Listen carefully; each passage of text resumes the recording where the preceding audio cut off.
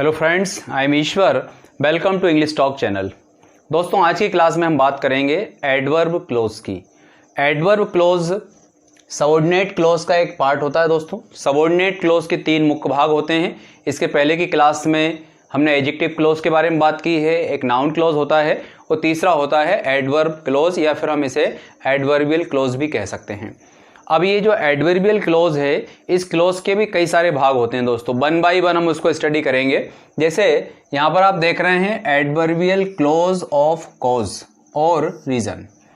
Cause या reason का अर्थ होता है कारण, यानी ऐसे एडवर्ब क्लोज जिसमें किसी कारण के बारे में बात की जाती है। तो कारण के बारे में जब हम बात करते हैं तो उसको मेंशन करने के लिए, उसको बताने के लिए हमें कुछ कंजक्शन वर्ड की आवश्यकता होती है। ये वर्ड हैं because, as, since, in that, now that and considering that। दोस्तों, ये बड़े कॉमन वर्ड हैं। इस क्लास से ना केवल आपको अपने कॉम्पिटिटिव एग्जामिनेशन की प्रिपरेशन होगी, बल्कि स्पोकन लैंग्वेज में भी ये उतना ही काम का होगा, क्योंकि ये सब बहुत यूजेबल वर्ड हैं। दोस्तों, आम बोलचाल की भाषा में, स्पोकन लैंग्वेज में इन शब्दों का काफ़ी यूज़ किया जाता है। जब भी हमें कोई कारण को मेंशन करना होता है, किसी रीजन को मेंशन करना होता है, तो फिर हमें इन शब्दों की आवश्यकता होती है। अब इन शब्दों के बारे में एक कॉमन चीज़ है दोस्तों, बिकॉज का जो मीनिंग है वो है क्योंकि या चूंकि। तो ये सारे शब्द एक दूसरे के सिनोनिम्स हैं, सारे शब्द एक दूसरे के पर्यायवाची हैं। पहली चीज़ तो हमें ये याद रखना है। अगली बात ये याद रखना है कि जब दो सेंटेंस को जोड़ने के लिए इनमें से किसी भी शब्द का प्रयोग होगा, तो हमेशा हमें ये ध्यान रखना होगा कि जिस सेंटेंस में रीजन होता है यानी कारण होता है, उस कारण वाले सेंटेंस के पहले ही इन शब्दों का प्रयोग होता है। जैसे यहाँ पर एक सेंटेंस है, ही could not buy books. He could not buy books, वह किताबें नहीं खरीद सका या वह किताबें नहीं खरीद सकता था। एक सेंटेंस ये है दोस्तों, ही could not buy books. Second sentence है, ही वॉज पुअर, वह गरीब था। तो अब ये दो सेंटेंस हैं दोस्तों। यहाँ पर पहला है ही could not buy books, second है ही वॉज पुअर, वह गरीब था, वह किताबें नहीं खरीद सका।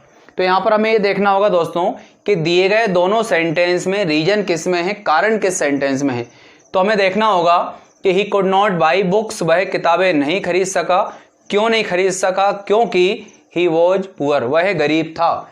यानी कि इन दोनों सेंटेंस में जो कारण वाला सेंटेंस है, जिसमें कि हम किसी रीजन के बारे में, किसी कॉज के बारे में या किसी कारण के बारे में बात कर रहे हैं, वो सेंटेंस है ही वॉज पुअर।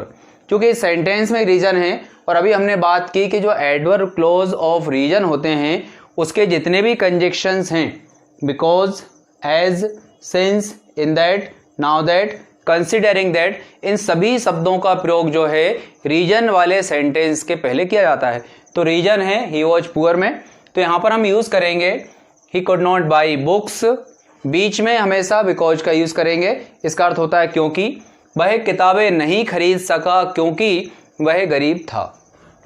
तो रीजन वाले सेंटेंस के पहले हमें बिकॉज लगाना पड़ेगा। अब इन शब्दों में और बिकॉज में एक छोटा सा डिफरेंस याद रखना पड़ेगा।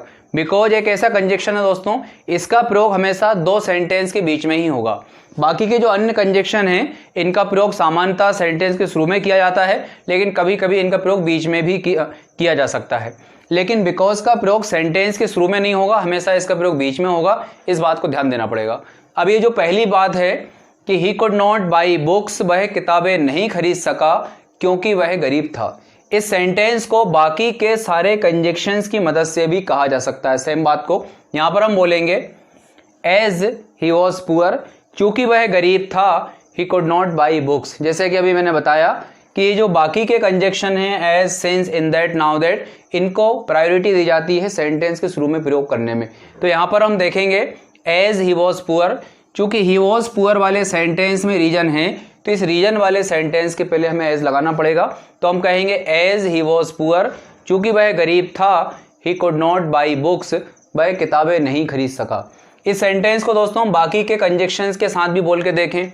Since he was poor, he could not buy books.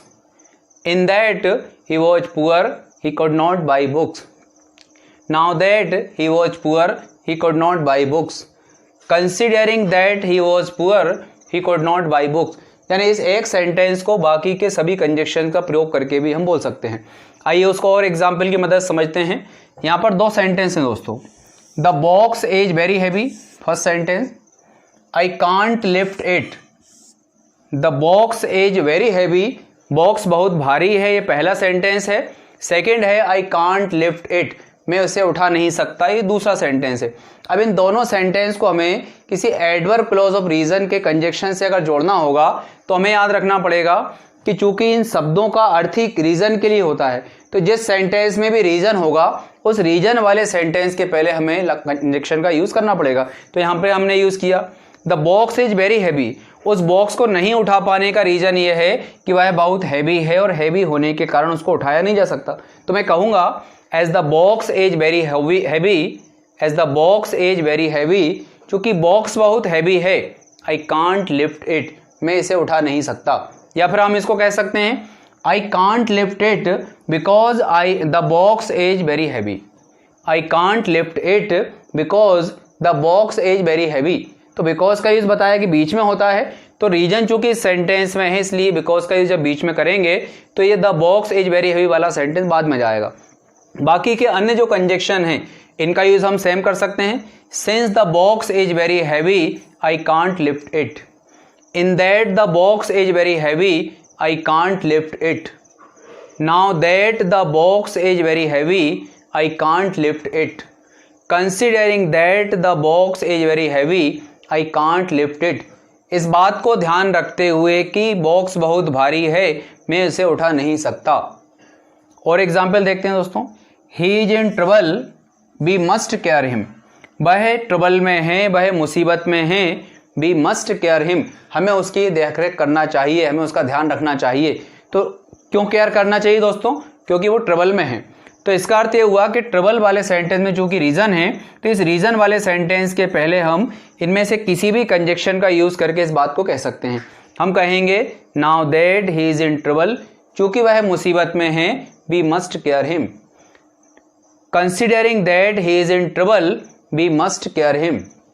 अगर बिकॉज का यूज करना होगा तो उसका यूज बीच में करेंगे, तो सेंटेंस हमारा होगा we must care him because he is in trouble.